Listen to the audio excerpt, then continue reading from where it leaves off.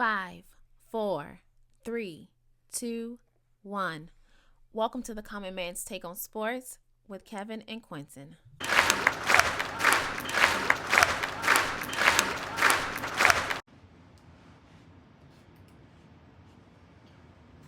Welcome to another episode of the Common Man's Take on Sports.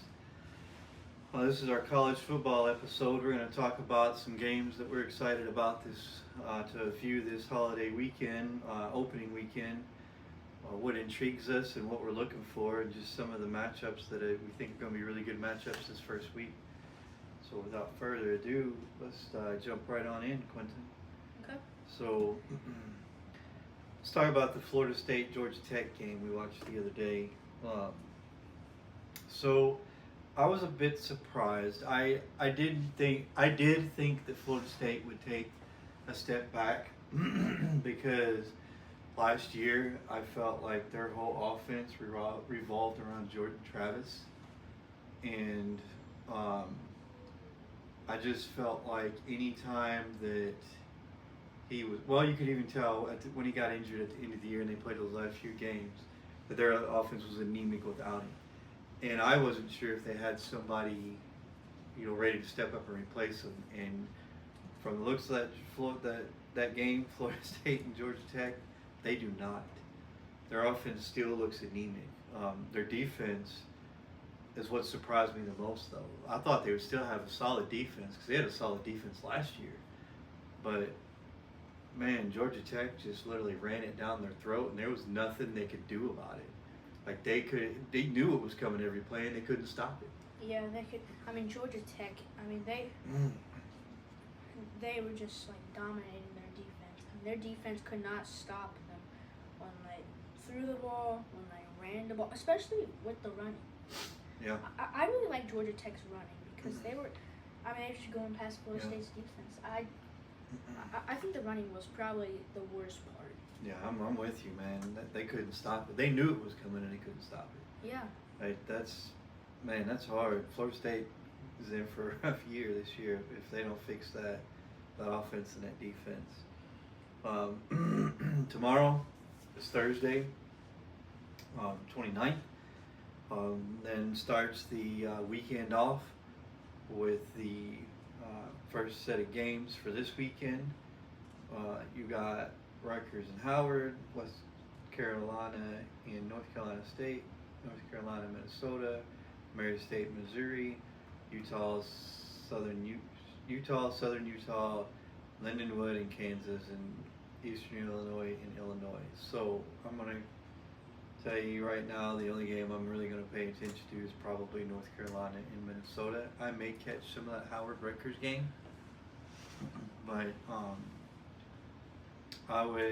I'm interested to see both teams, Minnesota and North Carolina. Minnesota had a little bit of a rough year in the Big Ten last year. I would like to see what they're going to look like this year, but I also want to get a look at North Carolina and see what they look like this year. Yeah, I want to see North Carolina in their first game without Drake May. I want to see how their offense. I want to see how their offense plays out, and I want to see how their offense plays out. I want to see how Minnesota plays this year. I want to see how they play this year. Rough year in the Big Ten, but I want to see how they play this year, especially without North Carolina having Drake May. So right. Yeah.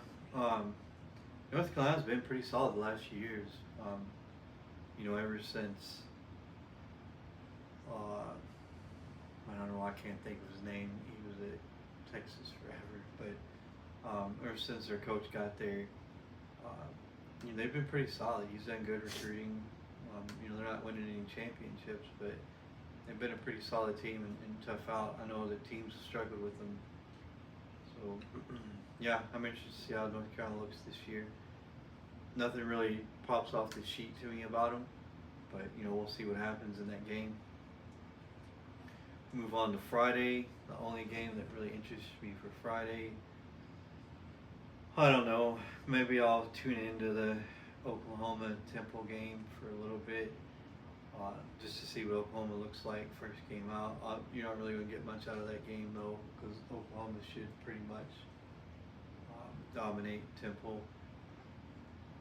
Probably not going to pay much attention to Michigan State, Florida Atlantic, because obviously they should win that game with ease. Florida Atlantic shouldn't give them any trouble. Go ahead. Well, I want to see how Michigan State fares with a new head coach, new quarterback in Aiden Childs. But I mean, I would say you're probably not going to figure that out until they play somebody that's worth playing. Because I'm telling you right now, they're going to look really good against Florida Atlantic, as they should. However, once they start, let's take a look at their schedule real quick. Okay. See what their schedule looks like. I'm gonna be honest with you. As soon as they get into the Boston College game, so that's probably the first game that. Well, let's see. They play Maryland. So that's the game I want to see. When Michigan State plays Maryland in week 2, that's going to be the game I'm going to highlight that I'm really going to pay attention to, because that's what you're going to learn about their new coach and how he coaches. If he can make that game, last year obviously Michigan State had a rough year, right?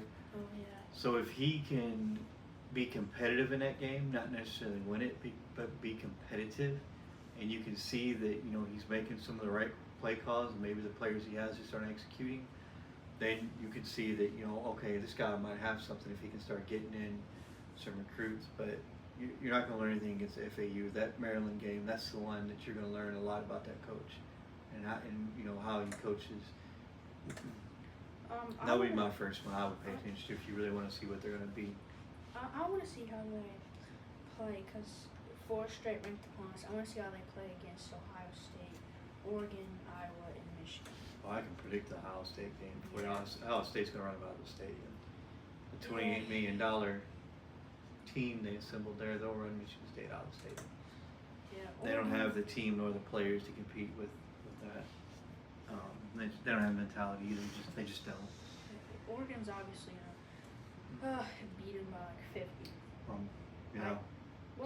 So Friday, the game I'm going to pay the most attention to is probably going to be Western Michigan and Wisconsin. Although Wisconsin should handle Western Michigan easily, the spread is Wisconsin by 23, which is that's probably a pretty fair assessment of how that game's going to go. I'd still like to get a look at Wisconsin under Luke Fickell. This will be second year or third year under Luke Fickell. Second year, I believe. So I'd like to see this is second, third year. This is when you're going to start getting your own players in, as opposed to the Paul Chris players, right? You're going to start getting some of your players in who buy into what you want to run. I want to see TCU Stanford, because I want to see how those both play. Okay. TCU coming off a down year. Stanford will dominate them. I'm just not buying into TCU. Yeah. They had a Cinderella year a couple of years ago. Was it 22? Yeah. Where they made it all the way to the title game and then got just curb stomped by Georgia. Oh yeah. There's a Cinderella story. They made it. It'll probably be a long time before you see TCU make it that far again. Sonny Dykes, in my opinion, is an overrated coach. And I don't think they're going to get that far again. Not like that. That was a Cinderella season, once in a lifetime. It'll probably be a while before they make it that far again. Even with the 12-team playoff, I think it'll be a while before they're relevant again. Yeah, I mean, they have to get some pretty good recruits to come into TCU to make it to the college football playoff. But so far, it's just been really with NIL, it's going to make it really hard for him. Yeah. So let's start with what? Stanford. I'm gonna go with Stanford in this game. I'm gonna go with Stanford. Oh yeah, 100%. So let's move into Saturday, the 31st. So I'm looking at my highlighted game right now for kickoff. I'm probably going to be switching the station between two.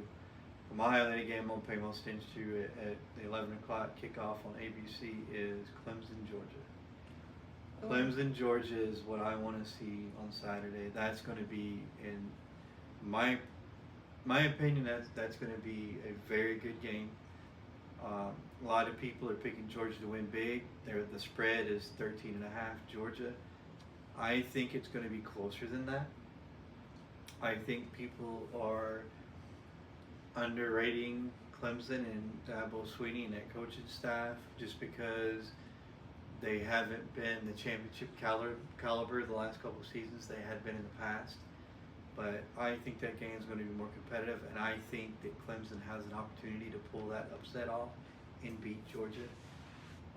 However, I will say that Georgia being the favorite in that game is, rightfully so. They're number one team in the country, so they should be favored in the game. But I think that game's going to be closer than people think, and I think it's going to be a really good game.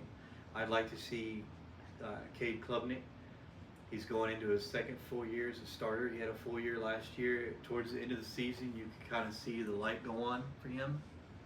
He started making better plays. He started being better with his placement with the football. I'd like to see if he takes a step forward this year. I want to see, I want to see Cade Klubnik's second full season as a starter, but I also want to see how Carson Beck plays out without Ladd McConkey or Brock Bowers. Oh, good call out. You're right. Because he just lost his two tight ends in the draft this year, didn't he? Yeah, those two were like good call. Those two were his top targets. So now that is very true. So now that they went to the NFL, I mean, very true. I want to see who he throws to the most, and I want to see who his top target becomes. Very true. Because I mean, I think Clemson's defense might get close like that, but because he doesn't have many weapons. Yeah, I know a lot of people give Dabo a hard time because he doesn't hit the transfer portal as hard as other teams do, but I still think they recruit really well. I think he still has the athletes to compete. I think there's no doubt about that. Yeah, the other game that I'd like to look at, that I think is a sneaky good game that people aren't talking about. It's on at the same time, so I'll have to flip back and forth. But Penn State, West Virginia, I think that could be a very, very good game. Okay. Penn State is the spread is 8.5. Penn State. Think about that. 8.5. Like, that's barely over a touchdown. The spread. I'm telling you. If you don't watch the Clemson Georgia game, tune in to Penn State, West Virginia. That's going to be a sneaky good game. I really think it's going to be a sneaky good game. I don't know. A lot of people aren't talking about it. I think it's going to be better. I think that West Virginia has an opportunity for an upset here because they're unranked, and Penn State's ranked 8th. I think Penn State is overrated at number 8. Just my feelings. I'm not. It doesn't make me right or wrong. I think they're overrated. I think that I think that West Virginia has a huge opportunity here to pull the upset on Penn State. Okay. So what are your thoughts? I mean, I don't know. I feel like now Penn State shouldn't be ranked number 8. They shouldn't be ranked higher than Michigan. But I feel like that. I'm not even putting Michigan in the equation. I just think in general they're overrated. I don't think they should be ranked number 8. I don't think they should be ranked in the top 10. I think you're probably talking. If I were to rank them preseason, I probably would have ranked them 15th. Now, it's always in those big games that James Franklin doesn't coach well. In those games that they're easy opponents, he coaches really well. But in those bowl games, hey, you know who they used to say that about? Jim Harbaugh. But go ahead. Go ahead. But in those big games, he just doesn't coach well. I think they lost last year's Chick-fil-A Peach Bowl. Mm-hmm. I think they lost a bowl. I think they lost a bowl game the year before, but they've lost just so many bowl games because of James Franklin. That's why he should be fired by now. He should be fired by now, honestly. I'm listening. Go ahead. Keep talking. Keep talking.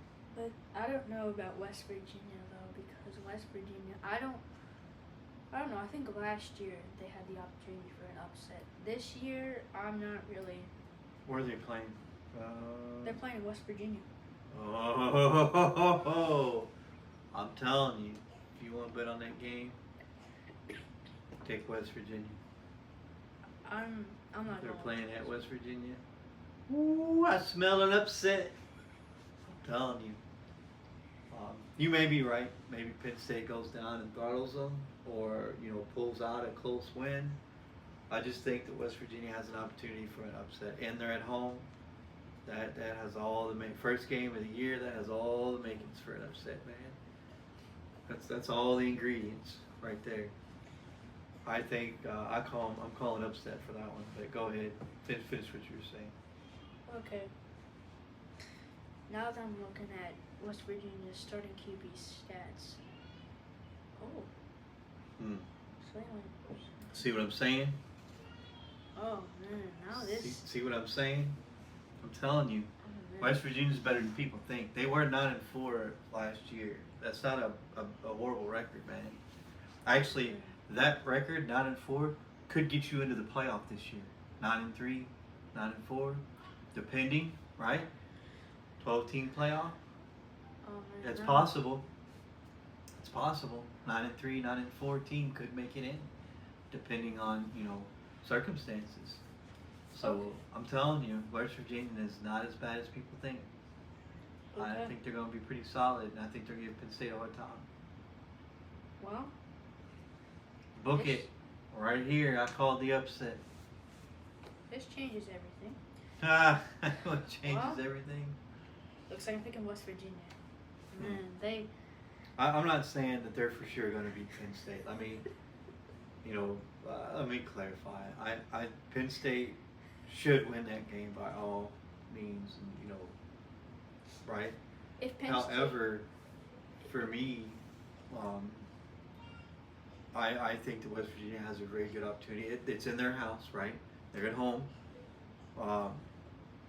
And West Virginia is not a bad team. They could very well upset Penn State first game of the year at home. Okay.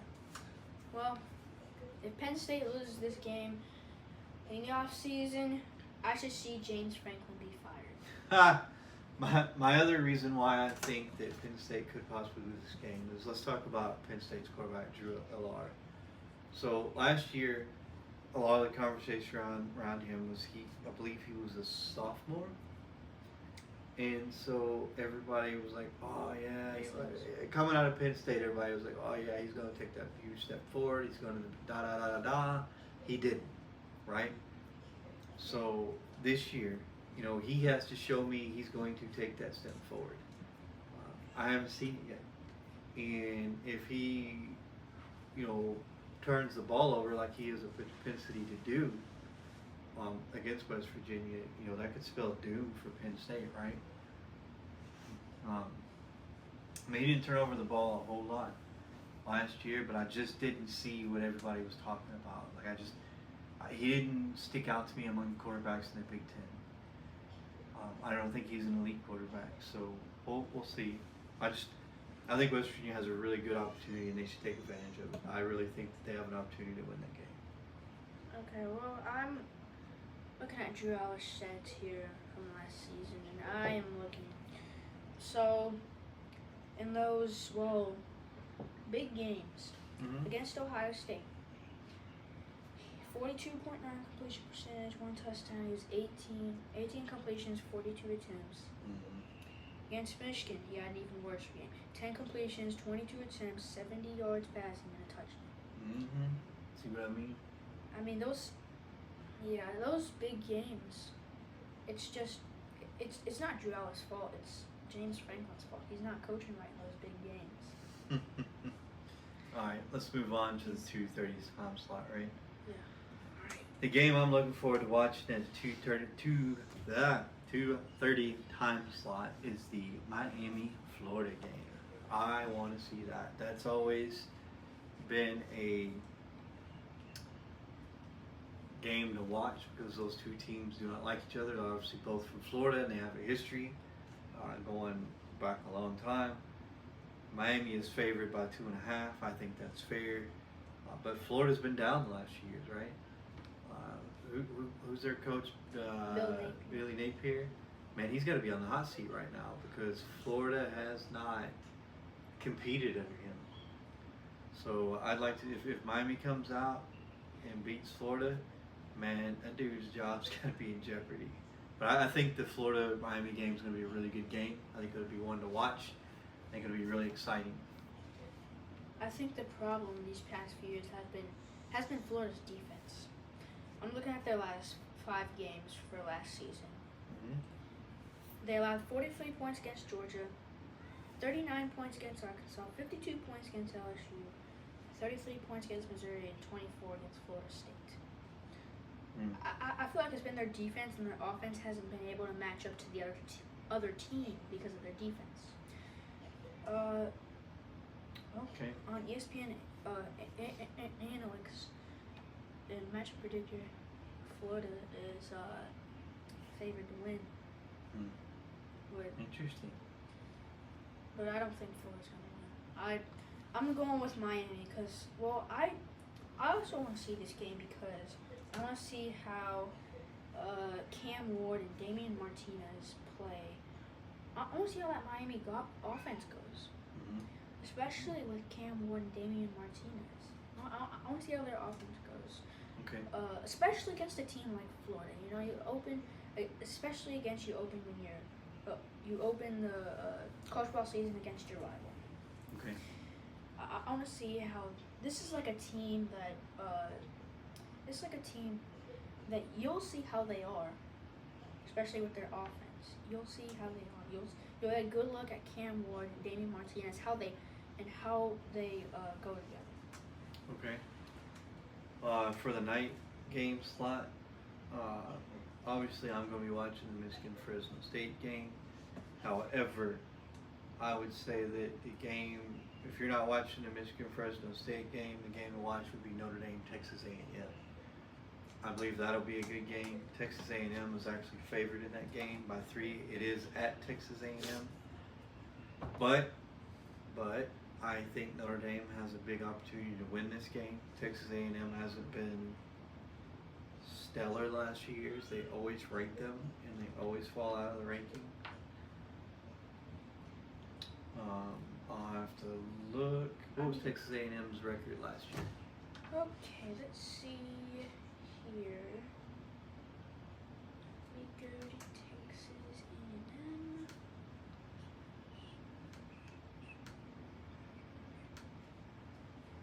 Let's see their record.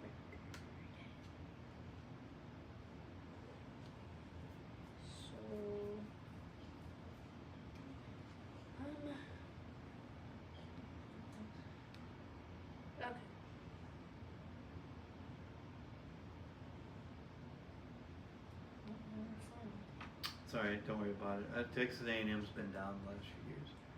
I'm telling you. I think Notre Dame has a very good chance to go into College Station and win that game. Yeah, I think Notre Dame's gonna win. I just want to see how Riley Leonard fares with Notre Dame after a season-ending injury with Duke. I want to see, and also. So I want to see how Bo Collins plays. So transfer from Clemson. I want to see how he plays because he was. He was a wide receiver, wasn't he? Yes. I remember him from last year on the Clemson team. Yeah, he was a good player. I'm pretty sure he was Cade Clemens' target. Yeah, I remember him. Yeah, he was a good player. So yeah, I feel like that's going to be a really good game. I feel like Notre Dame has a chance to win that game. They are ranked number 7th, so it's interesting that they're the number 7 team in the country. Texas A&M is the number 20 team in the country, but Texas A&M is favored to win by a field goal. That's interesting. It is. Let's move on to Sunday, the LSU-USC game. I'm excited to watch that one. I think that's going to be a really good game. I'm excited to see how both of those teams fare. LSU obviously with a new quarterback, and USC too. Both of them rolling out new quarterbacks for this year. I wanted LSU's always got a solid defense. USC always has no defense, but I'd like to see how that works and how that game turns out. I think it's going to be a really good game. Yeah, I want to see how that game turns out. I want to see how LSU play. I want to see how LSU's offense plays without Jane Daniels, Brian Thomas Jr., and Malik Neighbors. I want to see how their offense plays with Garrett Nussmeier as starting quarterback. I want to see how it plays. Yep. And then obviously Monday, the Boston College Florida State game, which I'm calling Boston College is going to win that one. After what I saw against Georgia Tech, we'll see. But Boston College may very well give Florida State their second loss of the year in as many weeks. But those are the games I'm excited to watch for this coming weekend. Man, I'm going to be watching football all weekend long. I'll probably catch some of these other games we didn't mention off and on in between. I may pop in and take a look at the Texas-Colorado State game on Saturday. Maybe check in on the Alabama-Western Kentucky game a couple of times. But, for the most part, I'm probably going to watch I might watch a little bit of the Iowa-Illinois State game, possibly. Pop in and out on that one. But yeah, my two games for that time slot, those are going to be Penn State, West Virginia, and Clemson, Georgia. Those are the top. I'm really interested in watching both of those games at the 11 o'clock time slot. Yeah. That's going to be really, really interesting. Oh, yeah. Out of the whole weekend, my favorite games that I'm really going to pay attention to is probably going to be the Georgia-Clemson, Penn State, West Virginia, Notre Dame, A&M, Michigan, Fresno State for obvious reasons, and the LSU-USC. Those are the games I'm really excited for opening weekend to watch. I think all are going to be really good games. I think they're going to live up to their billing. Yeah, I'm excited to watch Georgia-Clemson, Fresno State, Michigan. I will check in on the Penn State West Virginia game. I'll see if the scores a couple times for that. I also really want to see Miami, Florida. I want to see how that one plays out. Western Kentucky, Alabama. I might check that game. I might check it out. I'll probably check in on it just to see how it's going, but I probably won't watch it. I'll be watching the Michigan Fresno State game. Notre Dame, Texas A&M. I want to see that one. And then I want to see USC, LSU, and I want to see how Florida State plays against Boston College after that embarrassing loss. I'm telling you, it's going to be another rough day for them, I think. Well, the reason why I say that is Boston College usually always has a good defense. And if Georgia Tech was able to stifle that Florida State offense, man, Boston College, they may win off of defense alone almost. But we'll see. Maybe Florida State rebounds. You never know. Tell you, that's why the games are played, right? On the field. You never know. I don't know. It's at Florida State, and I will say one thing. Everybody's talking about the $28 million team that Ohio State assembled. And to be honest with you, in the last 3 years, there probably hasn't been talent. It really hasn't been talent. It's been their offensive and defensive lines and their coaching. Their coach, Ryan Day, in the big games falters. When it's time to make that call, to take a chance, to win the game, or play it safe, he always plays it safe. And the coach on the other side of that field always rolls the dice, and that's how they beat him. He plays big games like that. He plays not to lose. He coaches not to lose, and the other coaches just coach if they coach as if they lose the game, they'll be the GOAT and they'll take it, and if they win the game, they'll take the glory. You know what I mean? And I don't think that their problem's been talent. So to bring in all that, how much they spent is irrelevant. How much talent they bring in to me is irrelevant because it's never been about talent for them. They have a top 5 recruiting class every year. They're obviously not lacking talent. The talent is there. To me, it's the coaching and development. Clearly, they're not developing that talent, and the coaching's not on par with the talent. That's just my take. So I don't know why spending more money and bringing in even more talent makes a difference for them. The talent was there already, in my opinion. It was there already. So unless the coaching changes or the development of the player changes, I don't think the result's going to change. That's why right now, if I had to pick, right now preseason, before any more games are played, if I had to pick who I think has the best chance of winning the championship this year, I think with the 12-team playoff, you're probably not going to see anybody run the table anymore. It's going to be tough to do that. 16, 17 games. 16 games to run the table. 17 if you don't have the first round bye. It's going to be rough for somebody to go undefeated and win 16 straight games with a 12-team playoff. It really is. I just don't think you're going to see that anymore, which is the way it should be, right? That means you have more parity. That means you have teams that are outliers who have a chance to make it to the championship. But anyway, that's for another show. My opinion right now, if I had to pick preseason, I'm going Georgia. I think has a great shot at bouncing back from last year that loss to Alabama. I think they got a chip on their shoulder because they were left out. And everybody was talking about Florida State being left out, but quite honestly, Georgia being left out, they probably have a chip on their shoulder. Oregon.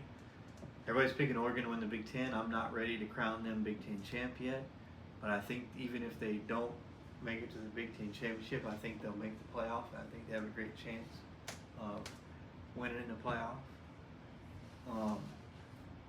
I think Alabama.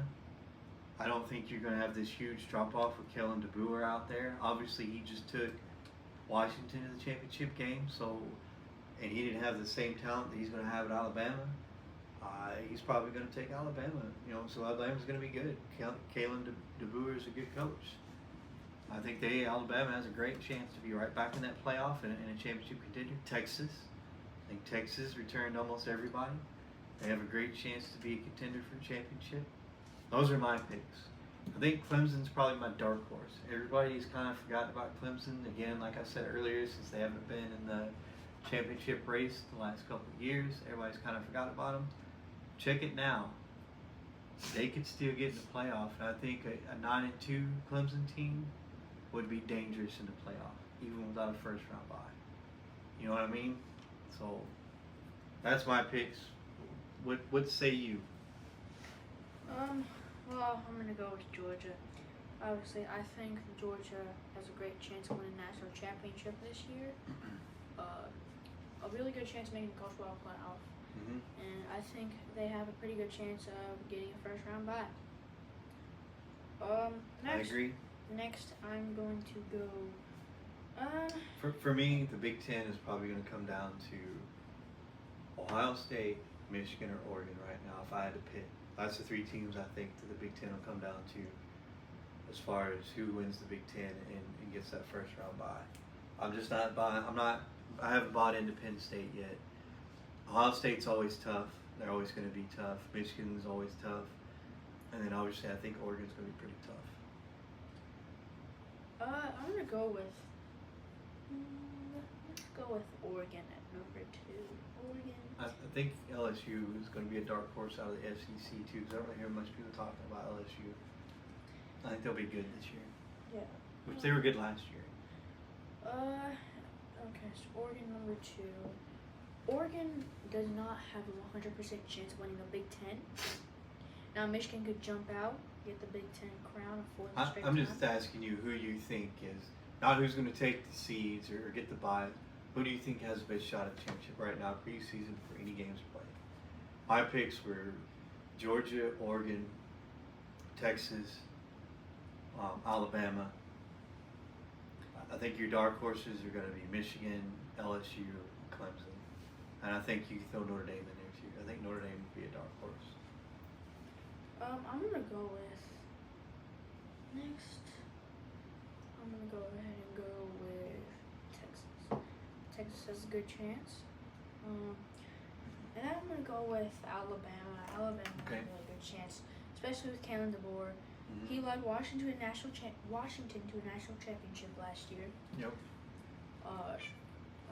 He led them to a win against Texas in the college football playoff and the Pac-12 championship. Good point. And he beat Oregon twice. Oh yeah. Yeah, that's what I'm saying. He's a good coach, and he's going to have a lot better talent at Alabama than he had at Washington. So if he can do that at Washington, think about what he's going to do at Alabama. And unless I'm missing something, or I'm missing the mark here, like Alabama's still going to be tough. Alabama's still going to be a force to be reckoned with. I don't think that there's going to be a huge drop off between Saban and Kalen DeBoer. Now, I honestly think if Kalen DeBoer stays there for a while, I think he could win up to 5 national championships because of his coaching. His offense, he runs an offense really good. I like his offensive style. And then I'm going to go ahead and go with Notre Dame. I think Notre Dame definitely has a legitimate chance because of what they picked up in the transfer portal and and the talent that they picked up. See, Notre Dame now, with one loss, no longer gets left out of the playoff as a 12-team playoff. 14 playoff, they had to be perfect to get in. Now with one loss, even 2, they can probably still get in. Yeah, so that 12-team playoff really helps out Notre Dame.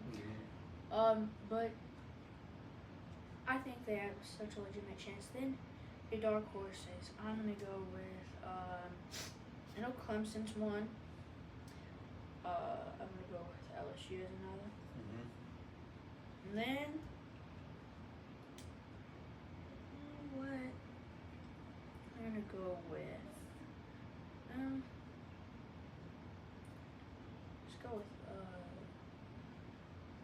let's go with Miami. I don't really hear many people talking about Miami. That's fair. I really don't. I don't have any problems with that. Miami could be good this year. I think Mario Cristobal is a good coach, and I think he's been doing a solid job down there in Miami.